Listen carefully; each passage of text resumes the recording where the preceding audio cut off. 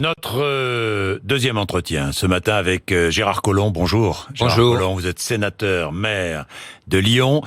Depuis le début, vous êtes aux côtés d'Emmanuel Macron. Vous êtes un peu, pas l'inspirateur, mais l'un de ceux qui l'ont poussé à quitter le gouvernement. Vous l'avez poussé à quitter le gouvernement et à être candidat. Vous vous souvenez de ces moments-là? Ah, je me souviens. Il hésitait au début? Non, je me souviens parfaitement. C'était d'une certaine façon chez vous que tout s'est passé, puisque vous m'invitiez un matin et vous me demandiez est-ce que Hollande va pouvoir être candidat. Je vous disais, s'il ne renoue pas avec l'opinion publique dans les semaines qui viennent, je ne crois pas qu'il puisse être candidat. Et à ce moment-là, vous m'avez demandé, mais qui voyez-vous? Et je vous ai répondu, Emmanuel Macron, parce que, si vous voulez, je l'avais rencontré, je l'avais invité dans une université d'été alors que le PS avait refusé qu'il vienne à La Rochelle, et j'avais entendu un discours extraordinaire qui parlait de la France d'aujourd'hui, pas de la France d'il y a 30 ans, et je me suis dit, ce garçon peut effectivement tracer son chemin et puis se retrouver là où il est aujourd'hui. Un discours extraordinaire, il n'a pas tenu un discours extraordinaire hier soir. Je l'ai trouvé d'une platitude, non? Vous l'avez pas trouvé d'une platitude absolue, franchement? C'était un discours, qui visait à remercier celles et ceux qui l'ont accompagné, parce que quand même, ce qu'il a fait en l'espace d'un an, il l'a fait parce que beaucoup de jeunes, beaucoup de marcheurs se sont mis dans une position extraordinaire. Ils l'ont accompagné, ils l'ont porté. Et vous voyez, entre le début où on était une poignée et puis les foules qui se pressaient à ces meetings, il y avait une différence. Il tenait à les remercier. Il a dit ensuite qu'il voulait rassembler, parce que c'est une première étape, mais la suite est plus dure. Il s'agit évidemment à la fois de gagner la présidentielle, parce qu'on est au premier tour, on n'a pas encore gagné, donc il faut faire campagne. J'ai eu l'impression et ensuite, hier soir, il faut rassembler, rassembler la France. Je vais revenir sur le rassemblement, sur l'avenir, sur les législatives, mais enfin, pardon, attardons-nous sur ce qui s'est passé hier soir. Je l'ai trouvé déjà élu hier soir. Je veux dire par là que il était là, il saluait tout le monde, c'était formidable et tout. Il va au restaurant avec avec ses amis. On aurait dit ses le amis. Fouquet's Beats. Oh, la rotonde, si vous permettez, c'est pas totalement le Fouquet's. La rotonde, ce n'est pas le Fouquet's. On est bien d'accord. Mais ils sont charmants. Si on avait été à Lyon, on aurait été à la brasserie Georges. Bon, voilà. Non, on est bien d'accord. Mais quand même, n'y avait-il pas là? N'y avait-il pas une démonstration de satisfaction, d'autosatisfaction un peu excessive, franchement? Non, franchement, je ne crois pas. La soirée d'hier était une soirée vraiment bon enfant, où il allait remercier celles et ceux qui sont engagés. Parce que vous voyez, c'était pas facile il y a un an. Des people, comme on dit, autour de lui. De pouvoir s'engager. Il n'y avait pas une majorité de people, il y avait surtout des militants qui avaient tout sacrifié pendant un an pour le porter là où il est aujourd'hui. C'était normal qu'il ait ce geste avec eux. Le contraire m'aurait semblé anormal. Bien, il va falloir qu'il fasse très attention au second tour. Parce que j'ai eu l'impression qu'il avait gagné l'élection présidentielle hier soir. Non, je crois pas que ce soit son état d'esprit. Il l'a dit lui-même d'ailleurs. Il dit c'est avec gravité que j'accueille ces résultats du premier tour, que je vais être candidat pour devenir au second président de la République. Il se rend compte que la France est dans une situation difficile, que pour lui ce quinquennat doit permettre de réussir, sauf avoir effectivement par la suite Marine Le Pen l'emporter en France. Eh bien, je crois que le sens de la responsabilité est fort aujourd'hui et qu'il a conscience de ce qu'il doit aux Français et de ce qu'il doit engager. La colère est profonde. Oui, je le sais.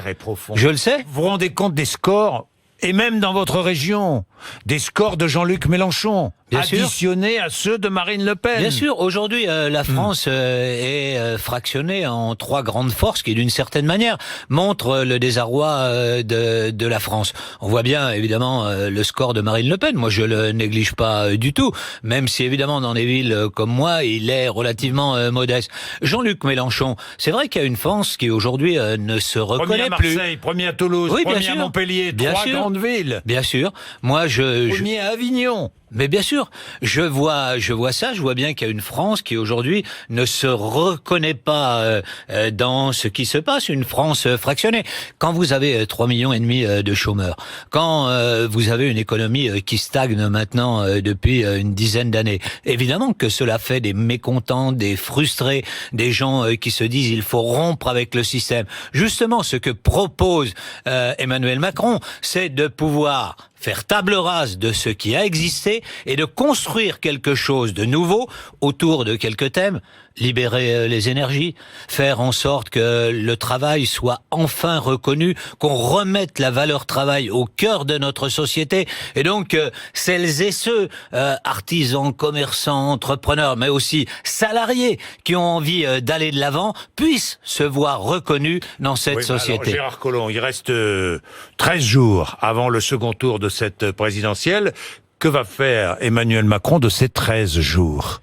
Ben de ces 13 jours, d'abord, il va appeler à un large rassemblement, parce que c'est-à-dire un large rassemblement. Si vous voulez, par rapport... Ça a commencé hier. Oui, bien sûr. Politiquement. Bien sûr. Il faut aller au-delà des têtes d'affiches politiques. Si vous voulez, le problème est le suivant. Oui. Est-ce que dans cette France, un certain nombre de responsables politiques reconnaissent l'ampleur du problème qui se pose dans notre société et vont abandonner leur embrigadement partidaire pour essayer de dire on va construire ensemble? Moi, je le souhaite profondément. C'est-à-dire que vous lancez un appel ce matin à tous les élus, les Républicains par exemple, ou centristes, pour qu'ils rejoignent une majorité Macron.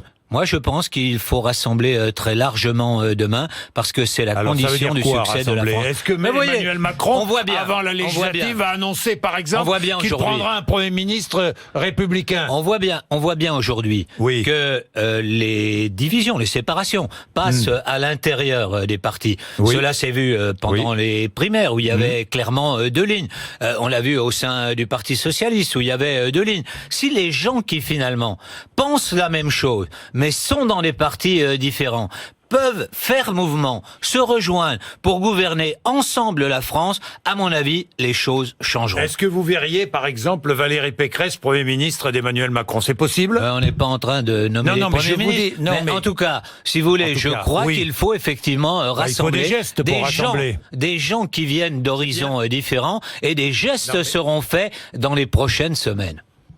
Si vous avez écouté son discours, il n'était pas si plat que cela, et il parlait en particulier de cette nécessité de rassemblement. Alors, avant le second tour, il va annoncer politiquement un rassemblement avant le second tour? Il va demander qu'on se rassemble, non pas contre, mais pour. Il va dire cela ne suffit pas. Il va demander à des élus républicains de venir le rejoindre? Il y en a déjà, comme vous le savez, un certain nombre, parce que c'est la marque même.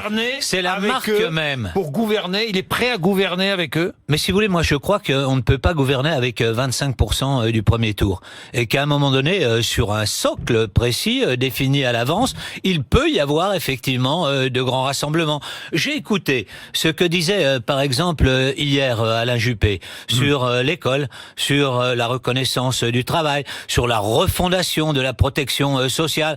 Et je me disais que sur des thématiques comme cela, il peut effectivement se construire des majorités de projets, et que ce n'est pas une fatalité que d'avoir les uns contre les autres à chaque moment de la vie politique. Donc une recomposition, la suite de la recomposition du paysage politique français, avec entre les deux tours un appel à élargir cette majorité, parce que 25% de gouvernement, on ne gouverne pas avec 25%. Hein, bien sûr, donc, moi j'en suis persuadé. C'est à la fois mais voyez, beaucoup, je crois... C'est même pas 25%, c'est 24%, c'est à la fois beaucoup et peu. Je crois que c'est possible. Oui. Pourquoi dans une ville comme la mienne on réussit? Parce qu'on a réussi à faire ce grand rassemblement. Pourquoi ce qui est possible au niveau municipal ne serait pas possible au niveau national, devant l'urgence de la situation? Parce que la France est en grande difficulté. Des initiatives, Emmanuel Macron. Mais il va prendre des initiatives. Nous prenons des initiatives. initiatives. Nous en avons déjà prises.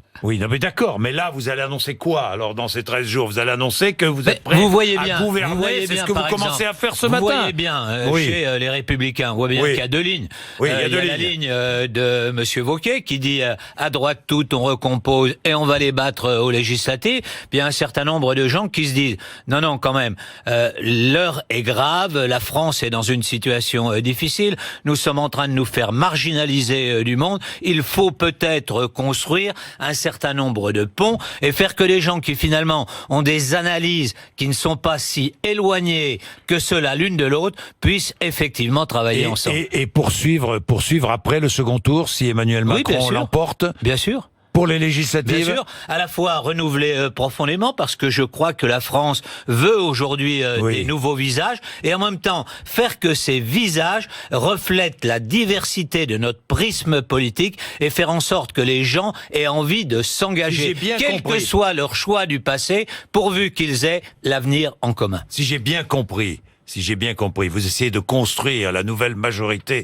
d'Emmanuel Macron. Je comprends bien, c'est bien ça. Oui, on essaye de construire une majorité. Voilà. Écoutez, qu'est-ce que cela voudrait dire? Qu'un président de la République soit élu et qu'il soit empêché demain de gouverner. On serait encore pendant 5 ans dans le chaos et nous irions dans une difficulté profonde. Oui.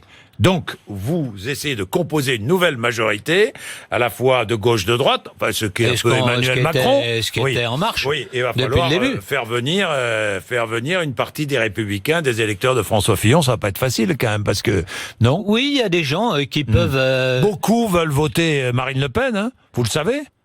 Quelques-uns. Moi, lorsque je regarde sur Lyon, le plus probable n'est pas qu'il vote Marine Le Pen. Et donc, je pense que beaucoup pensent qu'en particulier son projet économique conduirait à la catastrophe. J'entendais tout à l'heure Monsieur Philippot. Je veux dire, sortir de l'Europe, comme il le dit. Sortir de l'Europe, c'est faire fuir tous les investissements étrangers en France. Faire que la machine productive française se casse. Vous voyez, par exemple, un des fleurons de l'industrie française, c'est Airbus. Airbus, il y a la moitié des pièces qui ne sont pas françaises. Le temps que vous reconstruisiez une industrie homogène autour d'Airbus, eh ben, il se passera du temps et l'économie française plongera, parce que ce qui est vrai pour Airbus l'est vrai pour toutes les industries. Vous avez entendu ce que disait tout à l'heure Florian Philippot, les travailleurs détachés, Emmanuel Macron veut garder... Oui, mais vous savez, donner des leçons comme Monsieur Philippot, énarque comme les autres. Moi, je vous l'ai toujours dit, moi je suis fils d'ouvrier métallurgiste, donc je peux un peu parler de la classe ouvrière parce que je la connais. Lui, il en parle pour essayer de l'emmener dans des espèces de chimères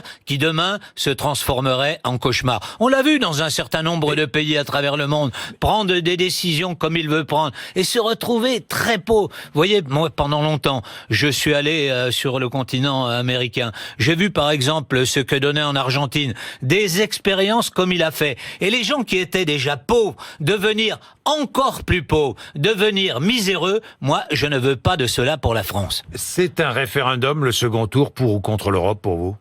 Oui, bien sûr. Or, nous avons besoin de cette Europe. Moi, je voyage à travers le monde pour essayer de promouvoir ma ville.